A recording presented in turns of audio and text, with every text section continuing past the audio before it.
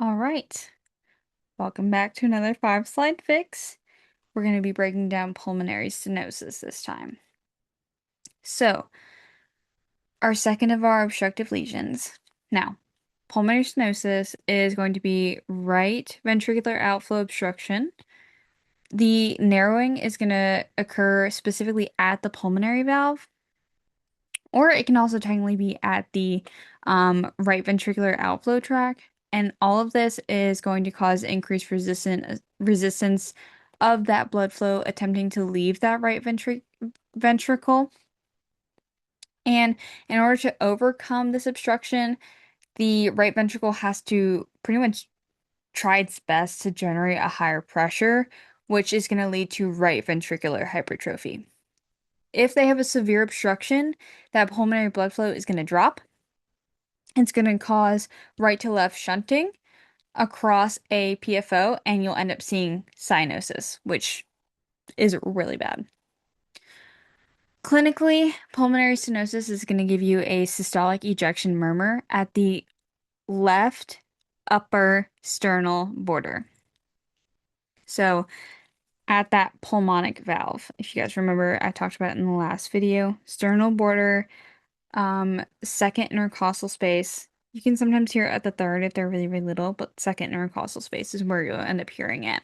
You can also, in some cases, feel what we call a right ventricular heave or a thrill, and that's actually palpable.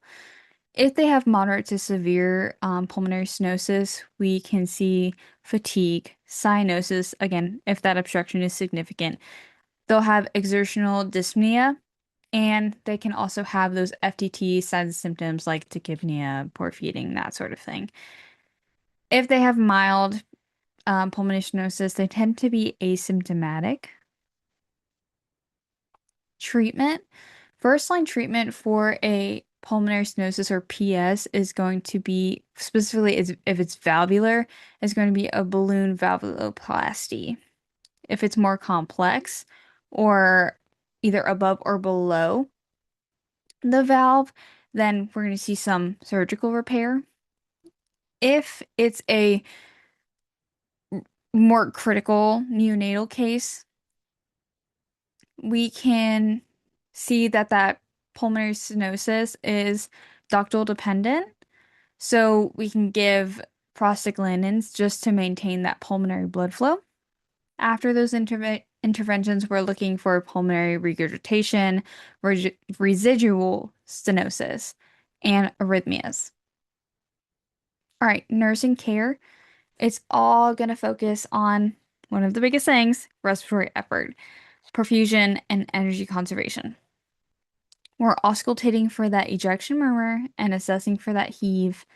We are going to evaluate if they have cyanosis, pre-cath, NPO, baseline pulses, allergy checking, and making sure that there is a signed consent form from the parents. Post-cath, we're keeping the legs straight. We're monitoring sites for bleeding, monitoring for hematomas, looking at those distal pulses, looking at that perfusion, watching for arrhythmias, and we are reducing the amount of time that we're going in there, i.e. clustering care, to reduce that agitation to the baby. Parent teaching. We are explaining that pulmonary stenosis have excellent outcomes after they've had that valvuloplasty. We're also going to teach them look for all those signs and symptoms of heart failure and look for cyanosis as well, because that's how we know whether or not the pulmonary stenosis is severe. Pre-intervention. Endocarditis. We're going to talk about endocarditis in a bit, I promise. You guys just keep hearing it. You're like, what is it? Just tell me what it is. There's a whole video on it, don't worry.